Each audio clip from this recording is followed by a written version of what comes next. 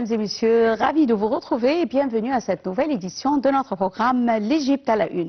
Eh bien, commençons l'émission d'aujourd'hui, du lundi 5 mai 2025, avec le président Abdel Fattah el-Sisi qui a affirmé hier dimanche que les pourparlers bilatéraux avec le président de la République des îles Comores, Ghazali Assoumani, reflétaient une convergence de vues sur les questions régionales et internationales d'intérêt commun.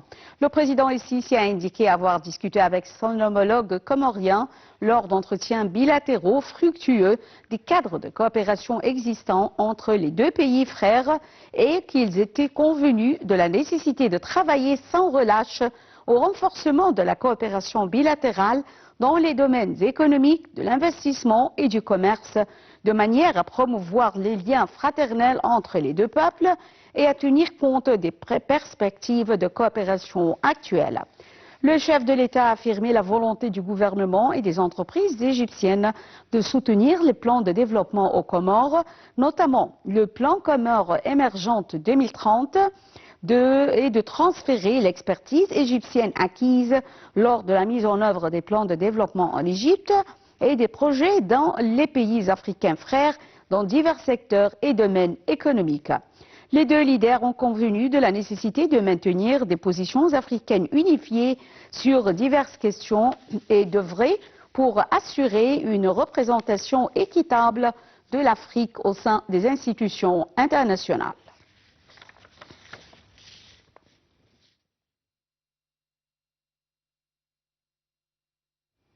S'adressant à la nation à l'occasion de la fête du travail, le président Abdel Fattah el-Sisi a appelé le gouvernement à accélérer la résolution des conflits du travail pour garantir les prestations, pour garantir que les prestations soient reçues sans délai et de former un comité permanent pour suivre la mise en œuvre de la stratégie nationale pour l'emploi une fois qu'elle sera lancée. Dalia Karam nous donne plus de détails.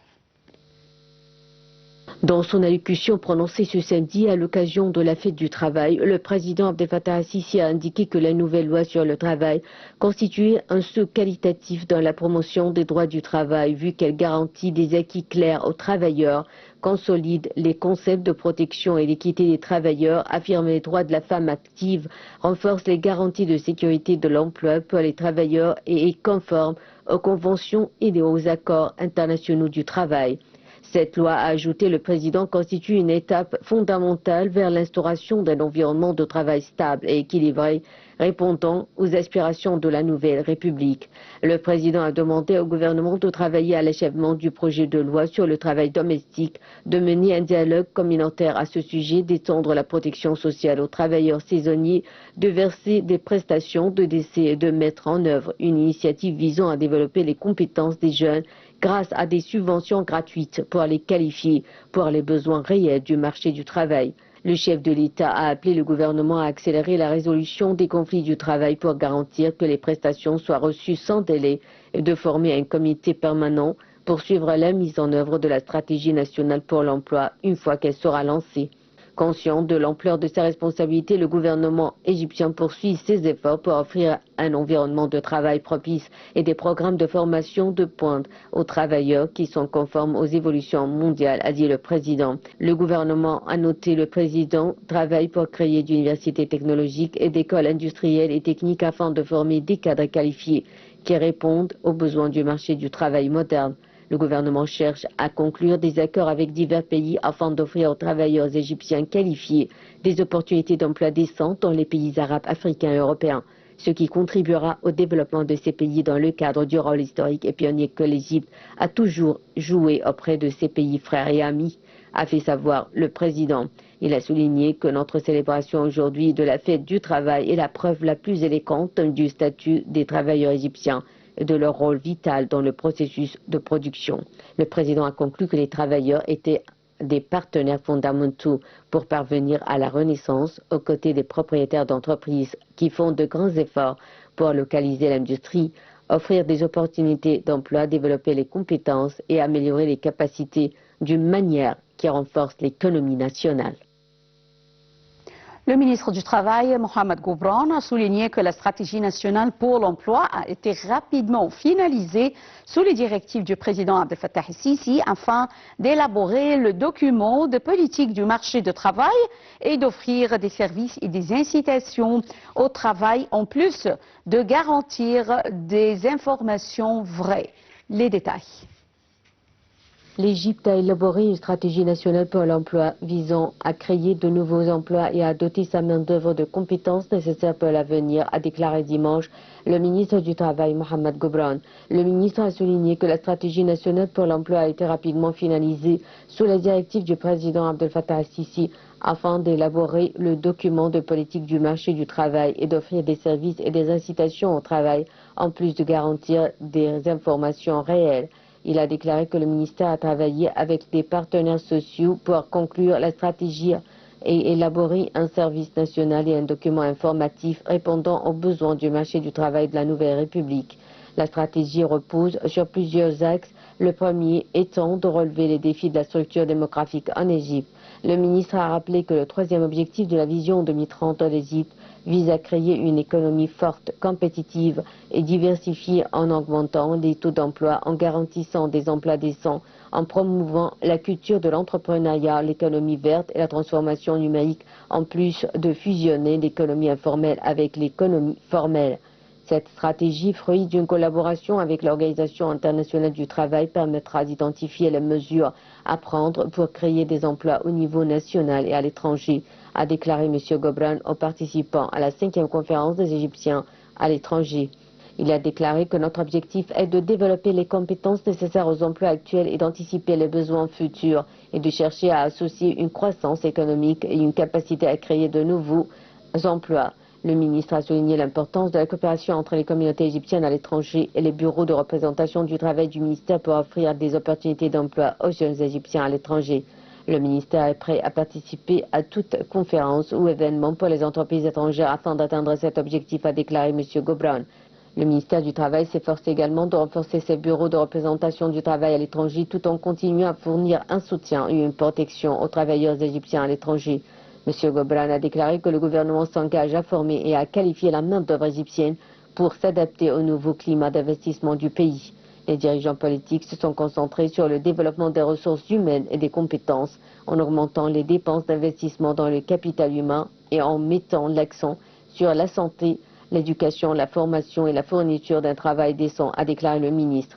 Le ministre a ajouté que son ministère intensifie ses efforts pour fournir à une main-d'œuvre qualifiée des certifications reconnues au niveau international. La Corée du Sud et l'Égypte ont commémoré 30 ans de relations diplomatiques avec un événement culturel majeur au Caire le 30 avril, soulignant l'approfondissement des liens entre les deux nations et lançant une nouvelle initiative audacieuse visant à favoriser la collaboration artistique transcontinentale. Voyons ensemble. La Corée du Sud et l'Égypte ont commémoré 30 ans de relations diplomatiques avec un événement culturel majeur au Caire le 30 avril. Organisé à l'Université américaine du Caire, l'événement intitulé Dialogue de 5000 ans de civilisation a réuni des responsables gouvernementaux, des diplomates, des artistes et des dirigeants culturels pour une journée de symposium et de spectacles célébrant le riche patrimoine culturel des deux pays et leur vision commune de la coopération future. La journée a commencé par le symposium d'échanges artistiques et la représentation culturelle du 30e anniversaire de la Corée et de l'Égypte au hall oriental historique de l'Université américaine du Caire. Le symposium comprenait 6 sessions explorant des thèmes tels que l'éducation artistique à l'ère numérique, le rôle de l'art dans le changement social, la préservation du patrimoine dans les villes intelligentes et l'évolution de la photographie numérique. L'un des résultats importants du symposium a été la publication de la Déclaration du Caire sur les arts, un manifeste appelant à une plus grande coopération artistique internationale. Signée par 11 personnalités culturelles des deux continents, la déclaration a également marqué le lancement de l'Alliance des artistes Asie-Afrique, une nouvelle plateforme visant à préserver la liberté artistique, à promouvoir les échanges culturels et à soutenir des écosystèmes créatifs durables. La célébration a également attiré des invités de marque, dont Khaled Al-Anani, ancien ministre égyptien du Tourisme et des Antiquités, et candidat du pays au poste de directeur général de l'UNESCO en 2025, ainsi que de nombreux ambassadeurs et artistes locaux.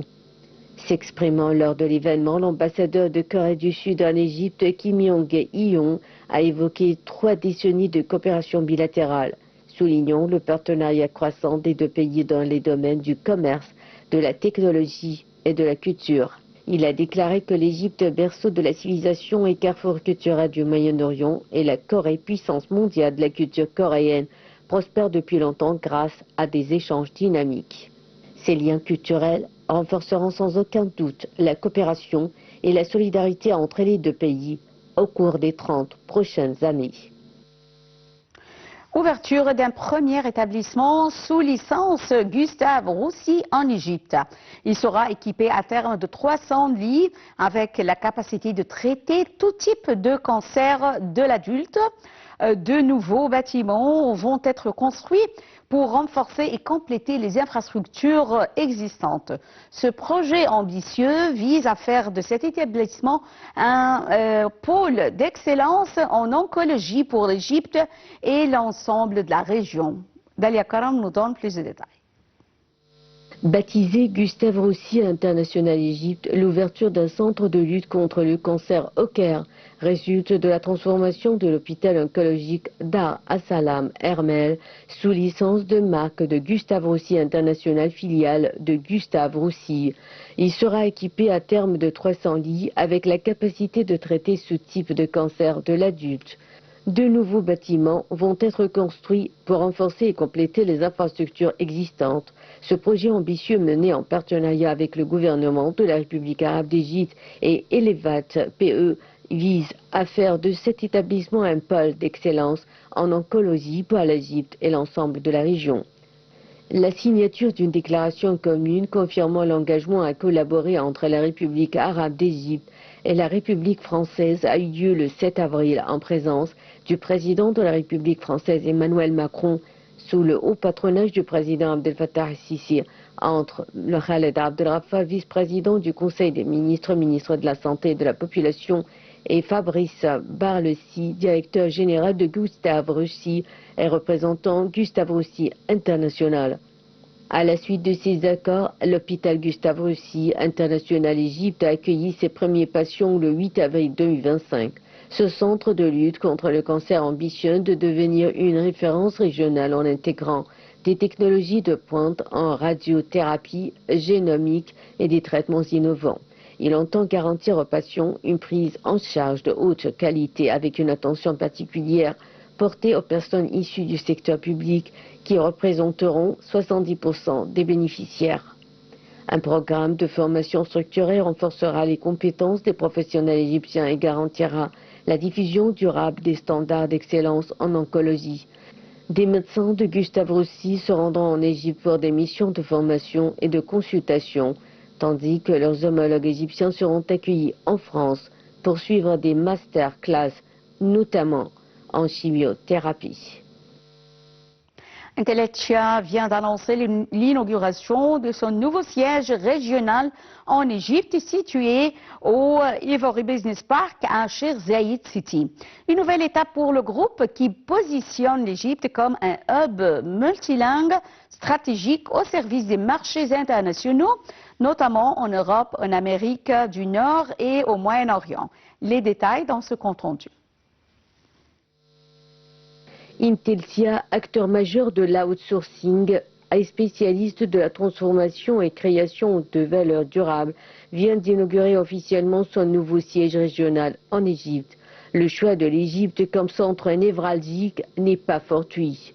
Sa position géographique permet à Intelsia d'opérer sur des plages horaires étendues, couvrant simultanément les heures d'activité de l'Europe, de l'Amérique du Nord et des pays du Golfe.